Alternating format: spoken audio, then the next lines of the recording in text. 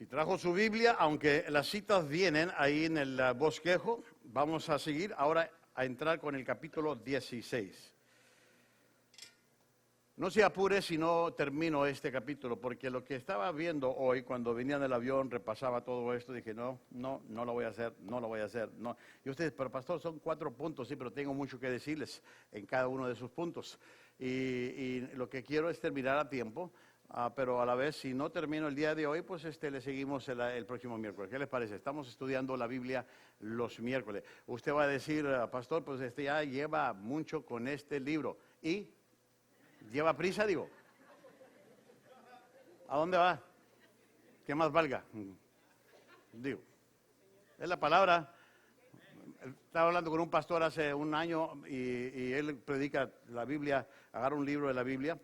Y amado, lleva 5 años en Apocalipsis. 5 años en Apocalipsis. Y apenas dice que iba en el capítulo 10. Así que no se queje. Yo por lo menos llevo 9 meses y ya voy en el 16. Okay. Así que vamos a seguirle con esto. Mire, véalo por el lado amable. Son 28 capítulos y ya voy en el 16. Okay. Así que ya vamos arriba de la mitad en todo esto.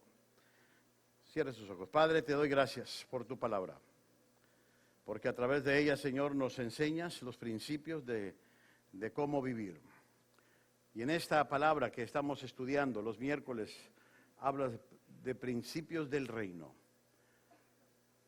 de momentos claves cuando tú enviaste a tu Hijo Jesucristo a establecer su reino aquí en la tierra. Un reino que no se imaginaba la gente que iba a pasar de esa manera.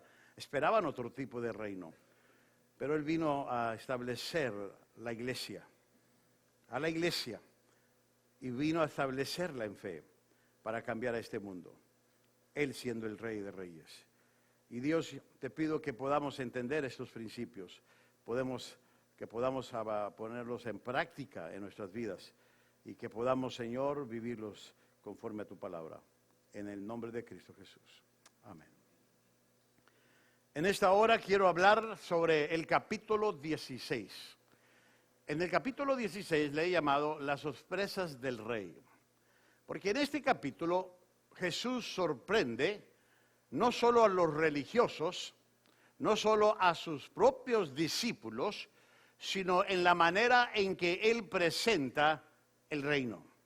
Porque usted sabe, ya lo hemos estudiado, ellos esperaban a un rey, al Mesías. Y Jesús llega al mundo hablando de que Él era el Mesías, de que Él era el rey. Y empieza Él a hablar de que su Padre lo envía. Pero amados, cuando ellos dicen, espérame, es que nosotros esperamos un rey que venga a librarnos del imperio de Roma. Y Jesús dijo, no, es que yo vengo a librarlos del imperio del pecado, que es más fuerte de lo que ustedes tienen. Y en este capítulo, por primera vez vamos a ver algunas cosas que el Señor presenta a sus discípulos y les habla de cosas importantes que ellos tienen que, amados, practicar. Ahora, los eventos que se registran en Mateo capítulo 16 forman un cambio dramático en el ministerio de Jesús. Lo que vamos a estar viendo de estos 4 puntos del capítulo 16 simplemente cambia algunas cosas que tú y yo ya hemos estudiado del capítulo 15 para atrás. Y por primera vez Jesús menciona en este capítulo la palabra iglesia.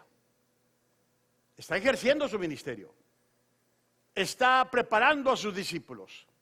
Está haciendo milagros, sanando enfermos. Está ayudando al prójimo. Pero por primera vez Él menciona la palabra iglesia. Es muy interesante, porque es lo menos que los discípulos esperaban. Inclusive, amados, por primera vez menciona la palabra iglesia, pero también habla abiertamente sobre su muerte en la cruz. Por primera vez. Si usted lee todo el capítulo al final del 16, él dice por qué era necesario acercarse a Jerusalén y que los ancianos de la religión, de la institución religiosa, lo iban a arrestar, lo iban a hacer sufrir, y que él les habló de la señal de Jonás, ¿recuerda? Ahí vamos a topar todo esto. Está hablando ya, amados, prediciendo su muerte, prediciendo, amados, que él va a resucitar, que de esa manera les va a comprobar que él es el rey y que él es el Mesías. Pero no solo eso, ellos esperaban que se estableciera el reino. Cristo vino a establecer el reino a través de su iglesia. O sea, puedo decirles algo, usted es la iglesia de Jesús. Jesús ha establecido su reino en usted. Así que en esta tierra hay un reino llamado la iglesia, pero el que rige la iglesia es el Rey de Reyes, nuestro Señor Jesús. Y Él habla de que la manera en que lo iba a hacer es a través de la iglesia. De la iglesia, y de eso vamos a hablar. Algo interesante de lo que, por eso no me quiero apresurar el día de hoy. Pero cuando se apresura siempre predico tarde lo que dicen, ¿verdad? Pero pues, déjeme ser feliz el día de hoy. Jesús empezó a preparar a sus discípulos para su arresto en este capítulo. Empezó a preparar a sus discípulos para la crucifixión, pero también empieza a preparar a sus discípulos para la resurrección. Cuando habla de la única señal que se le va a dar, es la señal de Jonás. Es lo que está haciendo. Pero como más tarde vamos a ver, y como lo hemos visto, estos discípulos eran muy lentos para aprender estas lecciones. Como que rápido se les olvidaba lo que Jesús les decía. De ahí salió la palabra lelo. Los hermanos lelos eran despacio, como que lo oían pero se les iba la onda. Conoce a un hermano así que usted le dice, le platica y no tiene que mirarlo, piense en esa persona. ¿Verdad que todos tenemos algo? ¿Quién le ha preguntado a usted, oye, ¿de qué está predicando el pastor los miércoles? De Mateo. Lleva 9 meses. Ay, hermano. Y los discípulos no estaban todavía del todo en lo que Jesús estaba preparándolo. Ahora, algo que resalta aquí es algo muy importante, es algo importante en la vida de Cristo con también los discípulos. El tema de la fe se puede ver en todo este capítulo, el tema de la fe. Y de eso vamos a hablar. En este evento podemos ver 4 etapas diferentes de la fe y cómo se relacionan con Cristo. 4 etapas diferentes de la fe y cómo se relacionan con nuestro Dios. Número 1, vamos a ver la primera etapa, sin fe. Y cuando no hay fe, siempre se busca en tentar a Cristo, en provocar a Cristo, en que Él tiene que hacer algo para comprobarte que Él es el Mesías. ¿Tú cómo puedes creer en eso? A mí Dios no me ha hecho nada. Y el día que lo haga y que se manifieste, o si es Dios, que ahorita se aparezca. Es lo que mucha gente piensa, porque no tiene fe. Y vemos aquí una historia, en la primera parte del capítulo 16, de personas religiosas que no tenían fe. Que no creían en Cristo Jesús. Que no creían que Él era el Hijo de Dios, el Mesías enviado por Dios. Y demandan una señal a pesar de todo lo que habían visto y de lo que la gente les contaba de cómo sanaron, cómo fueron liberados, cómo el demoniado sanó. A pesar de todo eso, no les era suficiente. Cuando no se tiene fe, ¿sabe lo que hace la persona? Tienta a Jesús, provoca a Jesús, desafía a Jesús. Cuando no se tiene fe. Mire lo que dice el versículo 1 al 4. Entonces los fariseos y los saduceos se acercaron a Jesús para ponerle a prueba. Le pidieron que les mostrara una señal del cielo. Ahora, amados, ya hemos estudiado antes, ¿qué es lo que andaba haciendo Jesús todo este ministerio? Sanando, multiplicando panes, peces. Alimentó a más de 5,000, alimentó a más de 4,000. Recuerda que la semana antepasada, cuando la última vez que me dejaron predicar los miércoles, fue hace como 3 miércoles, y fue el último milagro de los 4,000. El endemoniado. O sea, Todo eso lo sabían los fariseos. Lo habían escuchado, hasta habían visto gente que tal vez conocían, amados, de lo que está pasando. Y sin embargo, no les era suficiente porque aún no creían en Jesús. Y vienen y le dicen, para ponerlo a prueba, queremos una señal. Mira lo que dice el Señor. Respondiendo él, les dijo, al caer la tarde decís, hará buen tiempo, porque el cielo está rojizo. Y por la mañana, hoy habrá tempestad, porque el cielo está rojizo y amenazador. ¿Sabéis discernir el aspecto del cielo? Pero no podéis discernir las señales de los tiempos. O sea, Jesús le está diciendo aquí, ¿no puedes ver que Dios está visitando en este tiempo? O sea, ¿puedes saber que va a llover? Que va a estar bonito, que el sol va a estar precioso, pero no puedes distinguir que Dios está visitando a su pueblo a través de mí. Y ahorita voy a explicar un poquito más de esto. Y mire cómo el Señor les habla tiernamente y cariñosamente. Una generación perversa y adúltera busca señal, y no se les dará señal, sino la señal de Jonás. Y mire lo que hace, me llamó la atención esto, y dejándolos, se fue. ¿Sabe lo que el Señor hacía cuando no se creía en Él? Él dice, yo no tengo nada que comprobarte. Y de ahí, Arnold lo sacó, hasta la vista, baby. Los dejaba. Se fue. ¿Para qué me voy a juntar contigo si no crees en mí? Y andas cuestionando lo que hago. ¿Sabes qué? Aquí hay dos caminos. Allá va el tuyo y yo me voy. Pero ¿no le ha pasado que mucha gente que lo cuestiona y cuestiona su fe, es la gente que a usted le gusta juntarse? Y dice, ay, ¿cómo me dan carrilla? Pues retírate. ¿Aló? ¿Quién leyó el devocional de esta mañana? ¿Lo leyeron? De la gente que contamina el ambiente y la gente que purifica el ambiente, ¿lo leyeron? Y a la gente que purifica el ambiente, ellos filtran todo lo que reciben de aquel que contamina. Dice, pero mucha gente le gusta estar contaminando al ambiente para contaminar a la gente.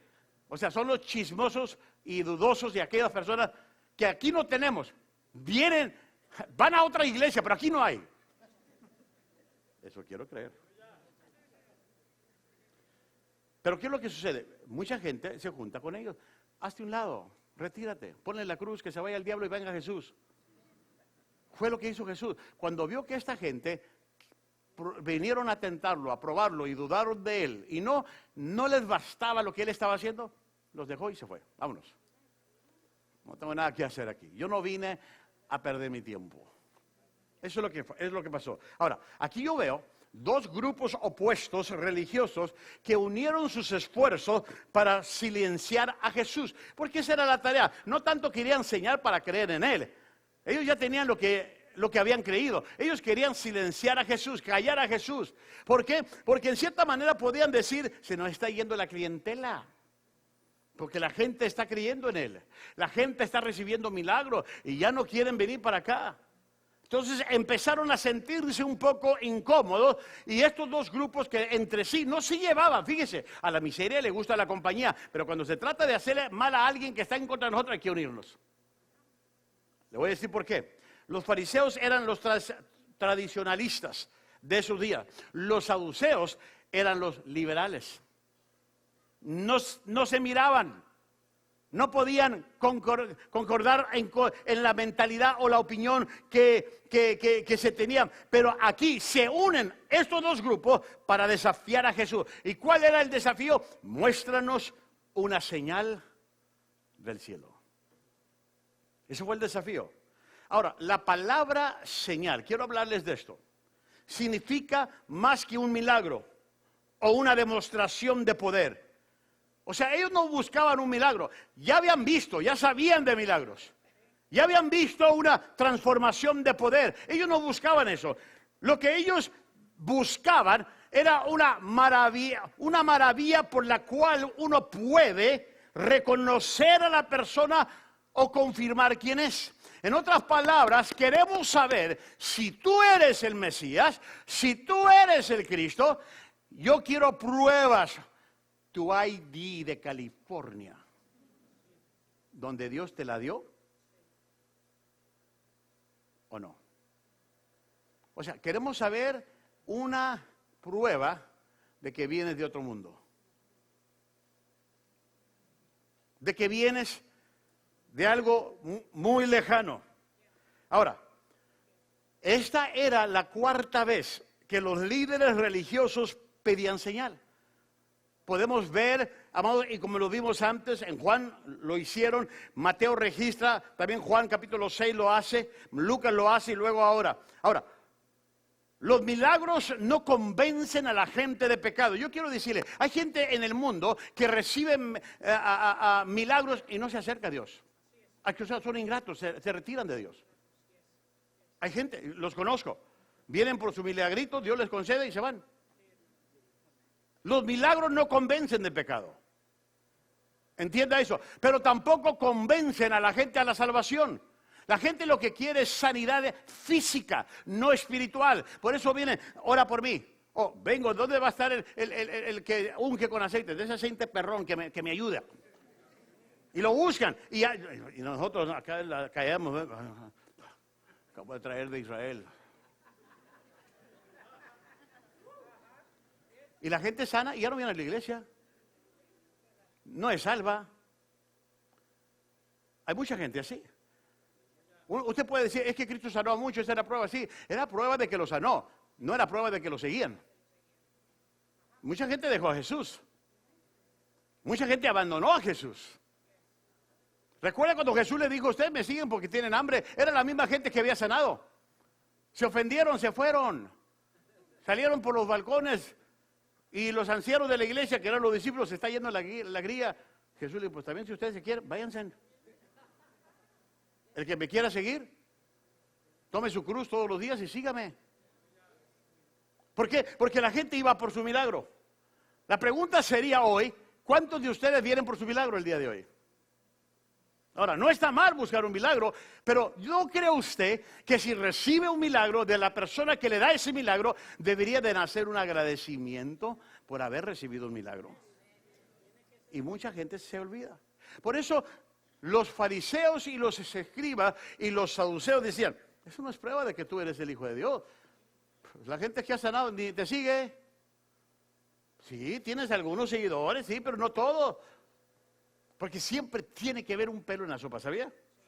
Aunque había nacido uno que se haya retirado, que recibió su milagro, con ese había sido suficiente para ellos.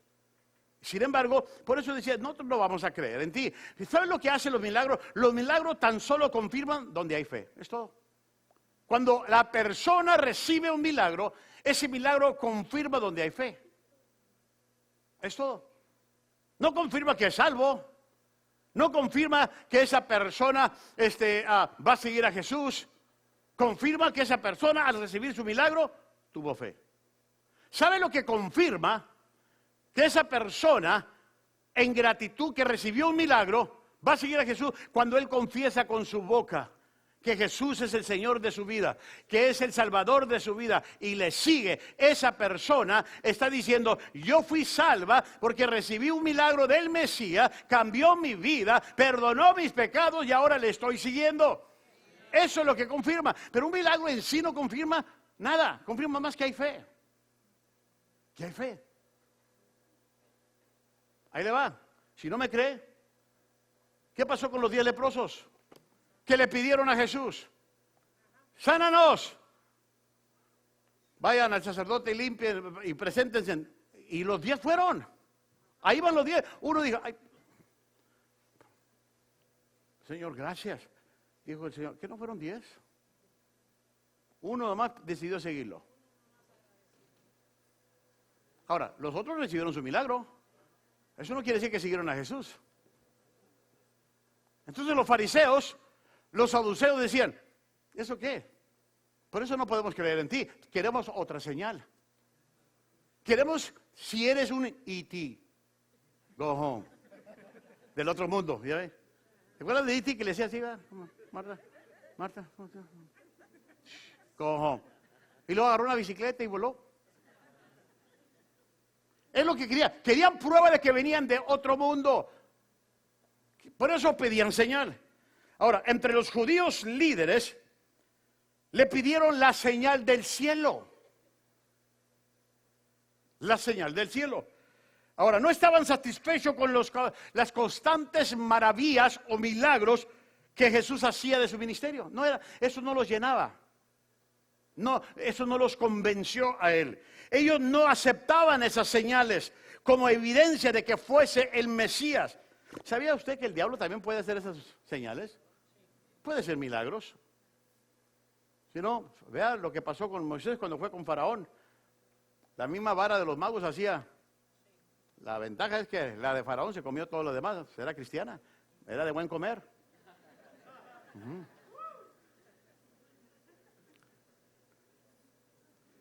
Esta gente más bien exigía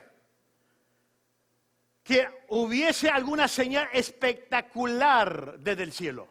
¡Abre los cielos! ¡Que tus ángeles bajen ahorita! Es lo que pedían. Querían algo extraordinario desde los cielos. Algo que indicara que Él provenía de otro mundo. Como prueba de que Él era el que decía ser. Si tú dices que eres del cielo, del Padre, pues dinos. A ver, si yo le pregunto, ¿de dónde son? Compruébalo. Mi acta de nacimiento, mi ID. Sí, pero eso ahorita Trump te lo puede quitar. No se asuste. Sigue orando por este hombre, es todo lo que tiene que hacer.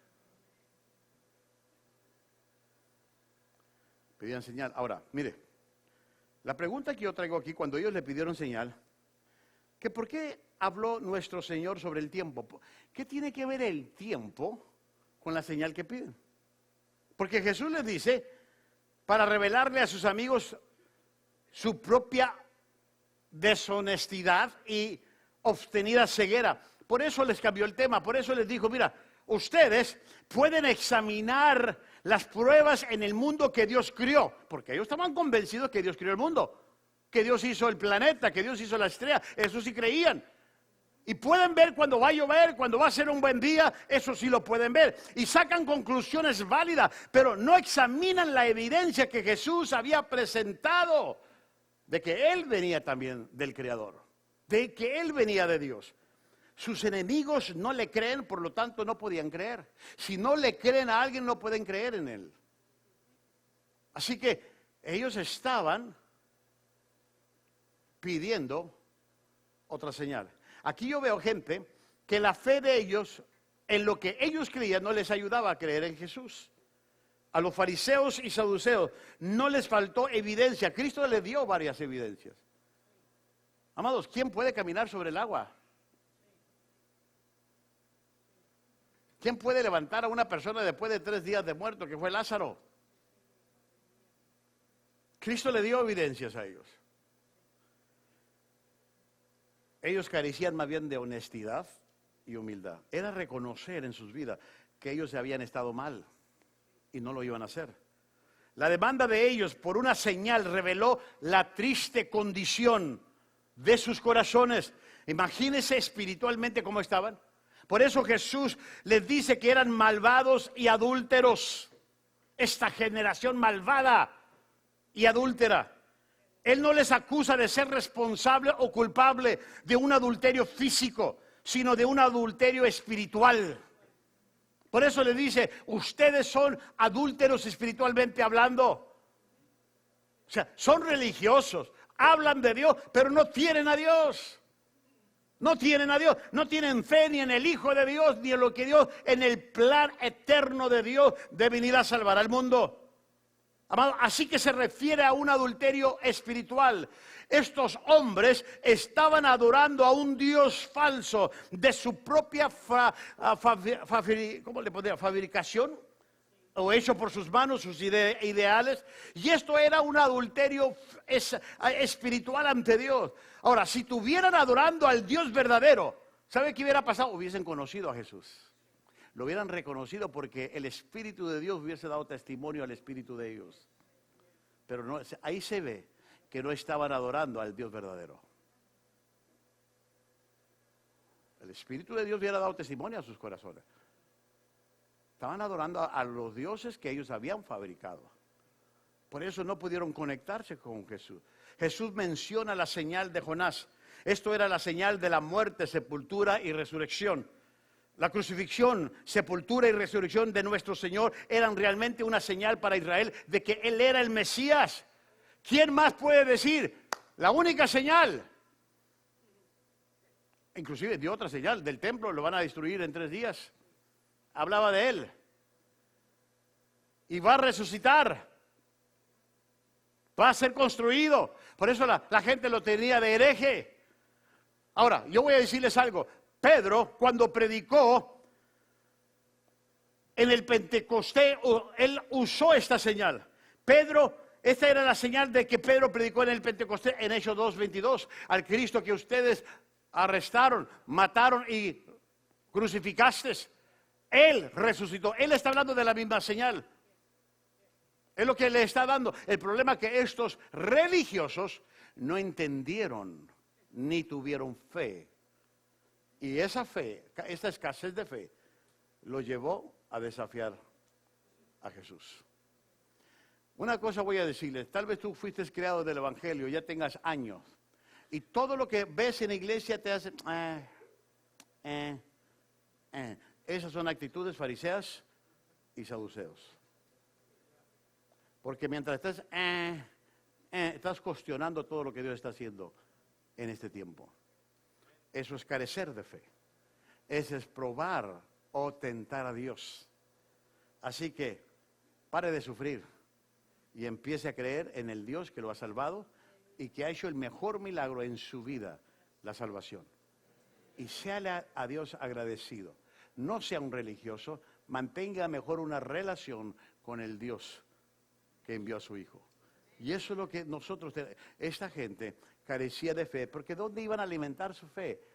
No tenían dónde, en sus tradiciones o de sus tradiciones, de ninguna manera. La fe viene por el oír, y el oír ¿qué? La palabra de Dios. Así que lo primero que yo veo aquí es un grupo sin fe que está tentando a Jesús. Lo segundo, y con este punto voy a terminar, y los voy a dejar para el otro miércoles, en la misma iglesia, a la misma hora, con el mismo pastor, con los otros 2 puntos. Poca fe. Sin fe era el primero, ahora es poca fe. Y luego aquí pasó porque había poca fe, malentendiendo a Cristo. Cuando mire, ¿sabía usted que hay medidas de fe? No todos aquí, todos tenemos fe, pero no todos tenemos la misma fe. Conforme a tu fe, ¿qué dice la Biblia? Será hecho. ¿Qué dijo Jesús? Si tuvieras fe, como un grano de mostaza. Aquí hay diferentes fe. Pero Jesús también halagó a una mujer que le dijo, oh mujer, grande es tu fe. Hablaba de la dimensión o la medida de una fe en una persona. Así que todos aquí tenemos fe. No todos aquí tenemos la misma medida de fe. Pero todos aquí, entre más conozcamos a Jesús y mantengamos una relación con Él y vivimos en una intimidad con Él, tu fe y la mía crece día tras día. Crece día tras día. Tu fe puede crecer, mi fe puede crecer. Pero se empieza con poca fe. Y los discípulos estaban en ese plano. Jesús usa en varias ocasiones esta frase con ellos. Oh, hombres de poca fe. Poca fe. Bueno, déjame ver qué es lo que pasa aquí. Mire el versículo 15. Los discípulos al pasar al otro lado, ¿por qué? ¿Por qué pasó? Porque los dejó a aquellos sin fe. Se habían olvidado de tomar pan, o sea, de llevar pan, de ir a la 7-Eleven o a la panadería, la mejor, y comprar pan. Y Jesús les dijo, estar atentos y guardados de la levadura de los fariseos y de saduceos. Fíjense lo que le empieza a decir. Y ellos discutían entre sí diciendo, lo dice porque no tomamos pan, se nos olvidó el pan para las tortas. ¿Por qué mejor no lo dice en nuestra cara? Ya ves cómo son la gente, que me lo diga a mí, que no mande señales directo. Mire el 8, pero Jesús dándose cuenta dijo, hombres de poca fe. ¿Por qué discutís entre vosotros que no tenéis pan? O sea, aún si no tienen pan, y si yo estuviera hablando de eso, mira que Jesús lo que les dice en el 9, ¿todavía no entendéis ni recordáis los 5 panes para los 5,000? ¿Y cuántas canastas recogiste? O sea, ¿qué les está recordando? El milagrito que hizo y que ellos fueron testigos. Aún así, si ustedes están con el pendiente de que yo les estoy reclamando que no se trajeron el pan para las tortas, yo hasta de las piedras puedo hacer pan. Jesús les está diciendo eso. Y luego dice en el 10, ni de los 7 panes para los 4,000. ¿Y cuántas canastas recogiste? ¿Cómo es que no entendéis que no os hablé de los panes? Pero guardados, les vuelve a decir. Guardados de la levadura de los fariseos y de los saduceos. ¿De dónde acababa de Jesús tener un encuentro? Con ellos. Recuerda que Jesús quería siempre preparar a sus discípulos porque sabía que su tiempo se llegaba.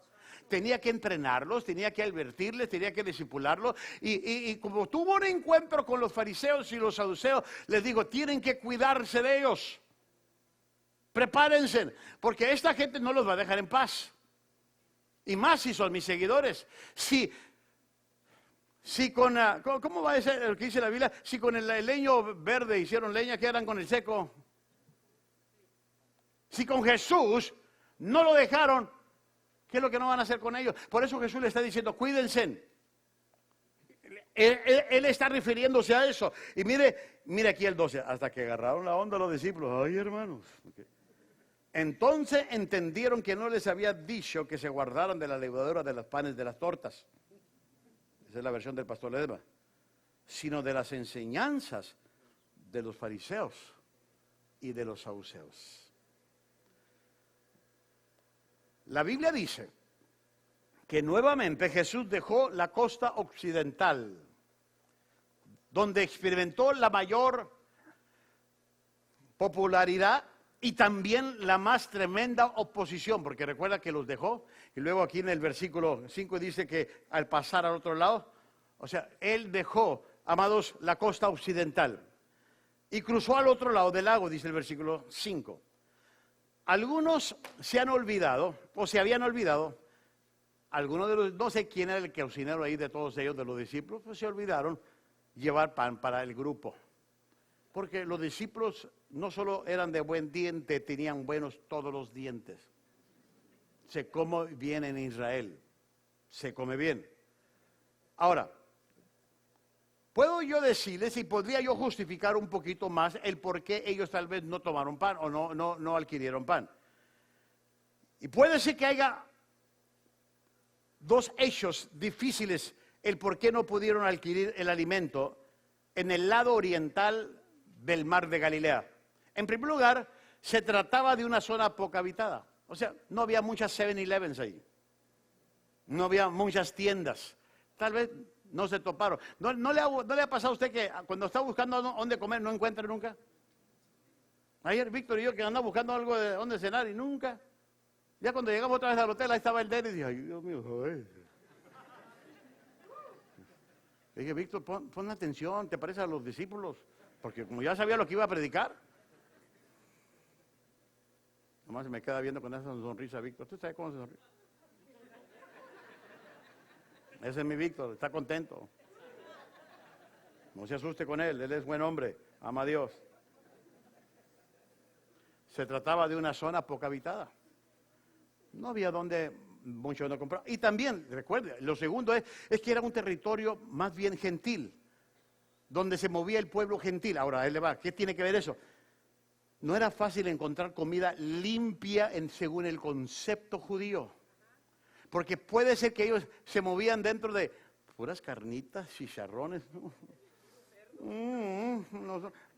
Huele rico, pero no comemos. Así que puede ser que eso fue un factor de que no encontraron. Ahora, Jesús amonestó a sus discípulos de guardarse de la levadura de los fariseos y de los saduceos. Inmediatamente los discípulos pensaron que Jesús hacía alusión al hecho de que se habían olvidado de llevar el pan para las tortas. O sea, ¿no le ha pasado que a veces sacamos algo de contexto y lo está diciendo por esto? Alguien le dijo al pastor que predicara, ¿quién fue el chismoso? Sí, no, a mí me han dicho bastante, pastor, usted, ¿quién le dijo de esta persona que yo traje por primera vez? ¿Quién? La verdad no peca, pero sí incomoda. Ellos sí se habían olvidado del pan, pero también se habían olvidado quién era Jesús. Por eso Jesús exhorta la fe de ellos.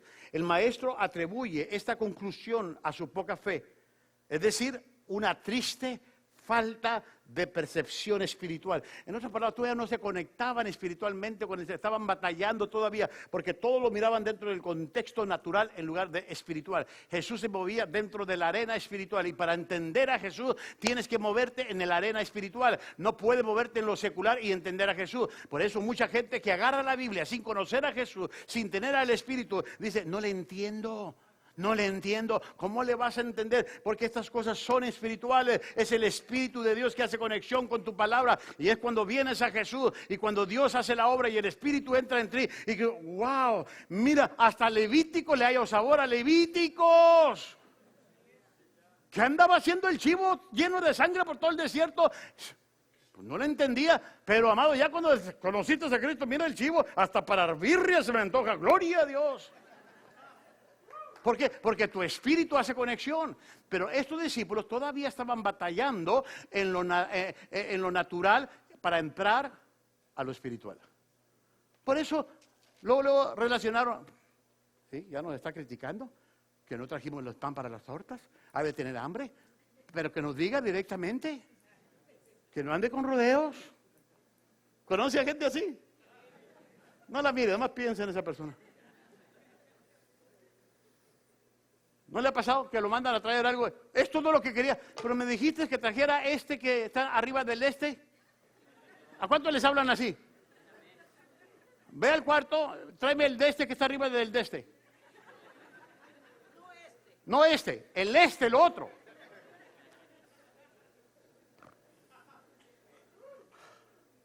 Porque no pueden ser personas normales, digo. Jesús hubiera querido quieren una torta, les pide una torta.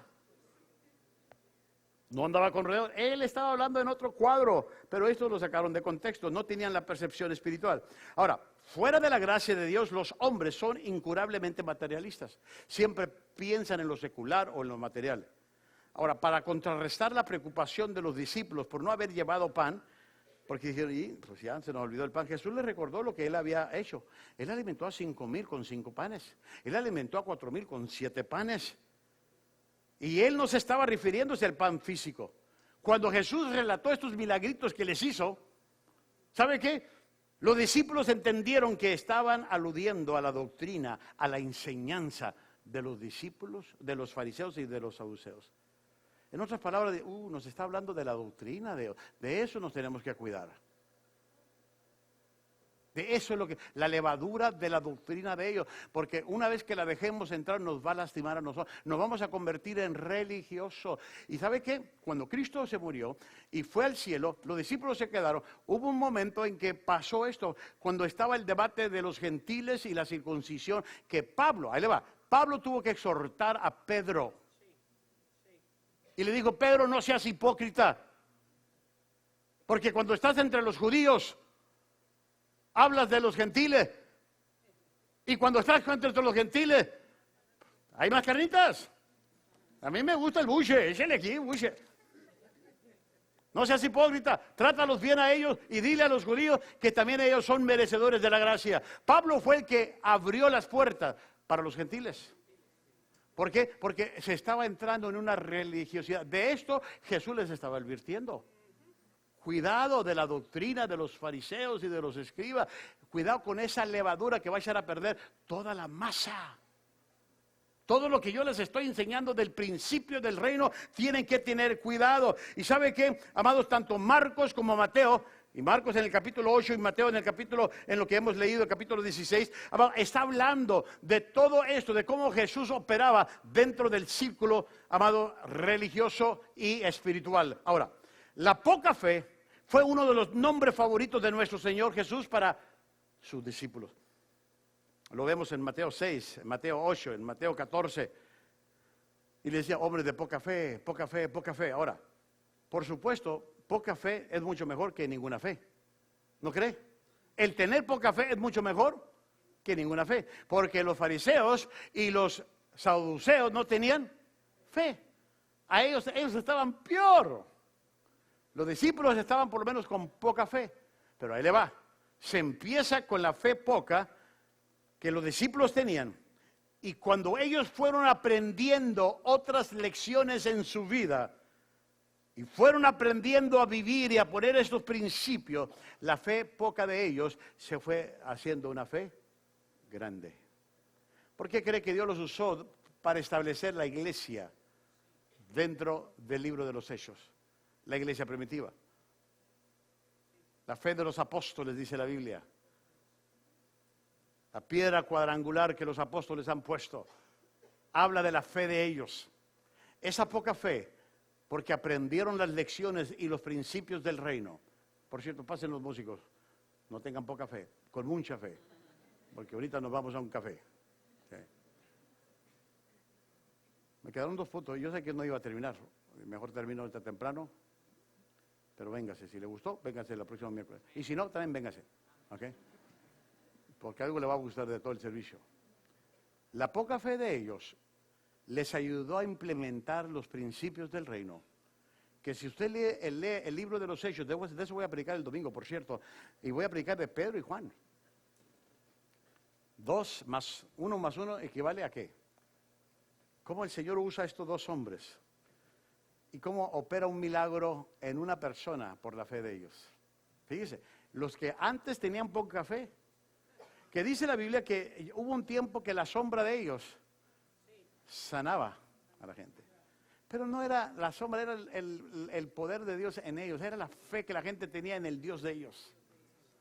Se fija de cómo se fueron de una poca fe. Así que si usted, es que mi fe no es grande, no importa. Gracias a Dios que tiene fe. Ahora, ¿cómo puede alimentar esta fe? La palabra. Viniendo con otros hermanos que tienen más fe. No se junte con gente que no tiene fe porque le van a quitar la poca que tiene. Júntese con gente que tiene más fe, que le puede ayudar. Porque mire, la persona que anda volando bajo y usted se junta con él, ¿qué cree que va a volar usted? Bajo. Mejor empiece a volar y búsquese a gente que tenga más fe que usted, que sabe creer en Dios. Y como los discípulos no se despegaron de Jesús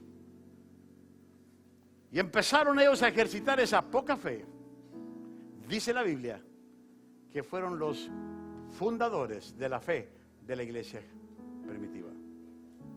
Pero de irnos a un grupo sin fe, ahora tenemos a un grupo con poca fe. La próxima semana les voy a hablar de 2 principios más. Póngase de pie.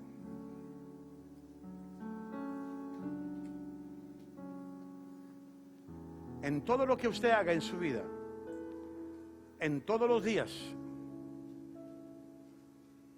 si algo tiene que ejercitar en su vida, ejercite su fe. ¿Sabe cómo puede usted recibir poder para seguir? Ayer, hoy, yo he estado leyendo el capítulo 41 de Isaías. ¿Cómo me ha bendecido? Para mí ha sido como un viento debajo de mis alas. Y continuamente Dios dice ahí en el capítulo, se los recomiendo que lo lean antes de dormirse, antes de que empiece la novela o cuando termine, pero hágalo. El 41 de Isaías. No temas, no desmayes. La gente que ha procurado tu mal y que ha hablado mal de ti se va a desaparecer. Inclusive dice la Biblia, ahí lo dice, los vas a buscar tú mismo y no los vas a encontrar porque ya no existen, porque yo estoy contigo. Cuando yo empecé a leer eso desde ayer y hoy, la piel se me empezaba a enchinar. Dije, wow. Mi fe se fue aumentando, fue creciendo, porque la fe viene por el oír, y el oír ¿qué? La palabra de Dios. Yo no sé cómo vengas tú de fe, cómo está tu vida, cómo está tu condición espiritual, pero lo que sí sé, que conozco a alguien que puede inyectarle a tu vida más fe, y ese es Cristo Jesús. Cierra sus ojos. Padre, te doy gracias por lo bueno que eres. Te doy gracias por tu presencia. Tu palabra es viva y eficaz, es una espada de dos filos y está hablando a nuestro corazón en este tiempo para nosotros. Tú nos estás visitando en estos días, Señor. Y sabemos que el diablo está enojado, pero tu pueblo está en victoria. Queremos estar establecidos en los principios que tú viniste a poner. Somos tu iglesia, somos tus hijos. Decidimos creer en ti, confiar en ti.